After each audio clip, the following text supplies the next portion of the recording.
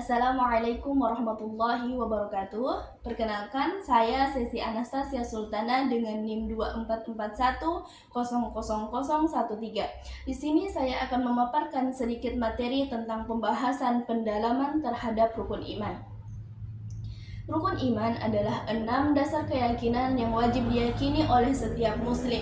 Iman dalam Islam berarti kita percaya dengan hati, diucapkan dengan lisan, dan diamalkan dengan perbuatan. Rukun iman menjadi pondasi utama dalam Islam dan tidak dapat dipisahkan dari satu hingga yang lainnya. Allah Subhanahu wa taala berfirman dalam Quran surah Al-Baqarah ayat 136, A'udzu billahi minasyaitonir rajim. Qulu amanna billahi wa ma unzila ilaina wa ma unzila ila Ibrahim wa Ismail wa Ishaq wa Yaqub wal asbaq wa ma utiya Musa wa Isa wa ma utiya an-nabiyyuna min rabbihim la nufarriqu baina ahadin minhum wa nahnu lahu muslimun.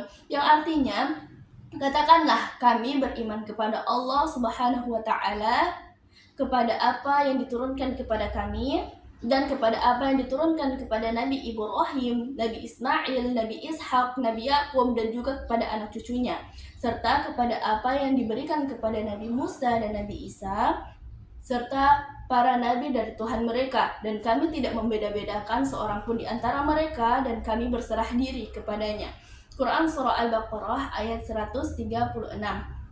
Langsung saja, rukun iman itu ada 6. Yang pertama, kita masuk di iman kepada Allah. Iman kepada Allah adalah keyakinan yang teguh dan kuat bahwasannya kita percaya Allah adalah satu-satunya Tuhan yang berhak kita ibadahi dan kita sembah atas segala sifat dan kesempurnaannya. Iman kepada Allah merupakan rukun iman yang pertama dan menjadi dasar dari seluruh ajaran Islam. Sebagaimana Allah berfirman dalam Quran surah Al-Ikhlas ayat 1-4, A'udzu billahi minasyaitonir rajim. Bismillahirrahmanirrahim. Qul huwallahu ahad, Allahus samad, lam yalid wa lam yulad wa lam yakul lahu kufuwan ahad. Yang artinya, katakanlah Muhammad, dia adalah Allah, Allah yang Maha Esa. Allah tempat meminta segala sesuatu, dia tidak beranak dan tidak diperanakan, dan tidak ada sesuatu pun yang setara dengannya. Kemudian beriman kepada Allah mencakup 4 aspek. Yang pertama, kita yakin atas keberadaan Allah Subhanahu wa taala. Yang kedua, kita yakin atas keesaan Allah dalam rububiyah. Yang ketiga, kita yakin atas keesaan Allah dalam uluhiyah. Yang terakhir, kita meyakini nama dan sifat Allah atau asma' wa sifat. Cara mengimplementasikan iman kepada Allah, yang pertama, kita mengesahkan Allah dalam ibadah. Yang kedua, kita selalu mengikuti perintahnya. Dan yang ketiga, kita selalu menjauhi segala larangannya. Yang kedua, beriman kepada malaikat. Iman kepada malaikat adalah meyakini dengan sepenuh hati bahwasannya malaikat adalah makhluk Allah Subhanahu wa taala yang diciptakan dari cahaya atau an-nur, memiliki tugas tertentu dan selalu patuh terhadap perintah Allah dan tidak pernah membangkang. Malaikat tidak memiliki nafsu seperti manusia dan jin, sehingganya mereka selalu dalam keadaan taat dan tidak berdosa. Seperti Allah Subhanahu wa taala berfirman dalam Quran surah Al-Anbiya ayat 19-20, A'udzu billahi minasyaitonir rajim. Walahu ma fis samawati wal ard wa man 'indahu la yastakbiruna an ibadatihi wa la yastahsirun yusabbihuna al-laila wan nahara la yaftarun. Yang artinya, dan miliknya lah siapa yang ada di langit dan ada di bumi, dan malaikat-malaikat yang ada di sisinya tidak memiliki rasa angkuh untuk menyembahnya, dan tidak pula memiliki rasa letih. Mereka selalu bertasbih di malam dan siang hari tanpa henti. Quran Surah Al-Anbiya ayat 19 dan 20. Yang ketiga, beriman kepada kitab-kitab Allah. Beriman kepada kitab-kitab Allah berarti kita meyakini bahwasannya Allah Subhanahu wa taala menurunkan kitab-kitabnya kepada Rasul sebagai petunjuk bagi seluruh umat manusia yang pastinya Islam. Kitab-kitab tersebut berisi tentang wahyu yang mengandung ajaran-ajaran tauhid, pedoman hidup, dan juga hukum-hukum yang harus dijalankan oleh umat manusia. Allah Subhanahu wa taala berfirman dalam Quran surah Al-Baqarah ayat 2, Zalikal kitabul la raiba fih hudan lil muttaqin, yang artinya kitab atau Al-Quran ini tidak ada keraguan padanya dan petunjuk bagi manusia atau bagi mereka yang bertakwa. Quran surah Al-Baqarah ayat 2. Ada beberapa kitab yang diturunkan Allah ke bumi. Yang pertama itu ada Taurat yang diturunkan kepada Nabi Musa.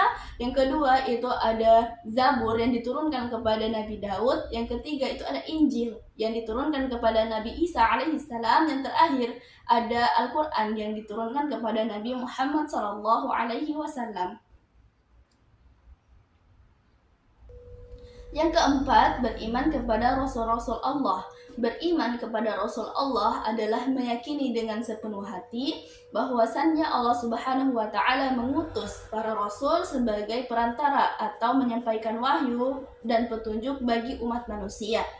Para rasul diutus untuk membawa ajaran tauhid, yaitu mengesahkan Allah Subhanahu wa taala serta memberikan bimbingan tentang bagaimana manusia harus hidup sesuai dengan ketentuannya, sebagaimana Allah Subhanahu wa taala berfirman dalam Quran surah Al-Baqarah ayat 285, A'udzu billahi minasyaitonir rajim. Amana ar-rasulu bima unzila ilaihi min rabbih wal mu'minun kullun amana billahi wa malaikatihi wa kutubihi wa rusulihi la nufarriqu baina ahadin min rusulihi wa qalu sami'na wa ata'na ghufranaka rabbana wa ilaikal masir, yang artinya Rasul telah beriman kepada Al-Quran yang telah diturunkan kepadanya dari Tuhannya. Demikian pula orang-orang yang beriman. Semuanya beriman kepada Allah Subhanahu wa taala, malaikat-malaikatnya, kitab-kitabnya, dan rasul-rasulnya. Mereka berkata, kami tidak membeda-bedakan seseorang pun dari rasul-rasulnya, dan mereka berkata, kami mendengar dan kami taat. Ampunilah kami ya Tuhan kami, hanya kepada Engkaulah tempat kami kembali. Quran surah Al-Baqarah ayat 285. Ada sifat-sifat Rasul yang harus kita ketahui. Yang pertama, siddiq atau selalu benar. Yang kedua, amanah yang dapat dipercaya. Yang ketiga, tabligh atau menyampaikan. Dan yang terakhir, fatonah yaitu cerdas. Cara mengimplementasikan iman kepada Rasul, yang pertama, yakin bahwa Rasul adalah utusan Allah Subhanahu wa taala. Yang kedua, meneladani akhlak dan perbuatan Rasul. Yang ketiga, mengamalkan ajaran yang telah dibawa Rasulullah sallallahu alaihi wasallam. Yang kelima, beriman kepada hari akhir. Beriman kepada hari akhir berarti kita percaya dan yakin bahwasannya kehidupan di dunia ini bukanlah kehidupan yang abadi. Setelah kehidupan dunia berakhir, manusia akan dibangkitkan kembali dan dihisab amal perbuatannya untuk mendapatkan amalan yang setimpal, baik berupa surga maupun neraka. Keimanan pada hari akhir merupakan salah satu dari 6 rukun iman yang wajib kita yakini sebagai setiap muslim. Dalam Quran surah Al-Qari'ah ayat 4 dan 5, Allah Subhanahu wa taala berfirman, A'udzu billahi minasyaitonir rajim. Yauma yakunun nasu kal farashil mabthus wa takunul jibalu kal ihnil manfush. Artinya, pada hari itu manusia seperti laron yang berterbangan dan gunung-gunung seperti bulu yang dihambur-hamburkan.